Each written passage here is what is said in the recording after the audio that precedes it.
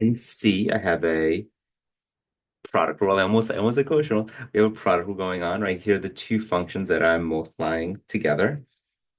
And so first thing I'm going to do is just set up my derivative, right? Derivative of y is dy dx. I'm going to get my second function. So that's e to the 14x cubed minus the cosine of x times the derivative of my first function.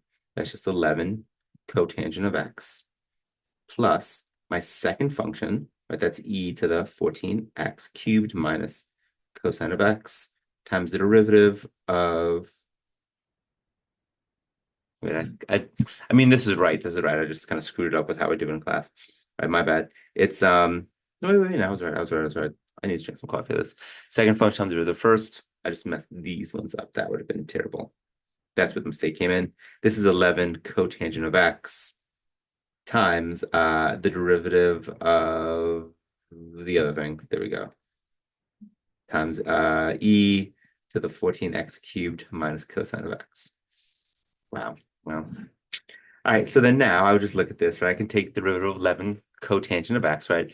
Derivative of cotangent. If you know tangent is secant squared, cotangent is negative cosecant squared, right? You add a co to the function, you add a co to the derivative. So this is going to be a negative 11 cosecant squared of x times e to the 14x cubed minus cosine of x. All right, so then here, right, this is going to take a little bit of a chain rule. All right, so I know the derivative of u is just u prime e to the u. So I need to take the derivative of the exponent and multiply by the original function. All right, so I'm going to keep my 11 cotangent of x out front. And let's see, derivative of the exponent is going to be 3 times 14, so 42 x squared. Derivative of the cosine is negative sine. So if I'm subtracting negative sine, I'm getting positive sine. And then my original function here, e to the 14x cubed minus cosine of x. All right, and then I could look at this and see what sort of things I could pull out. I'm going to do it over here to the side. So I can pull out an 11. I can pull out that cosine term. So I'm going to get 11 e to the 14x cubed minus the cosine of x as a greatest common factor.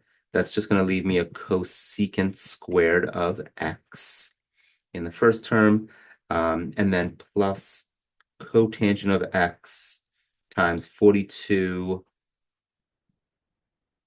x plus sine of x, which we probably could rewrite with some trig identities if you want.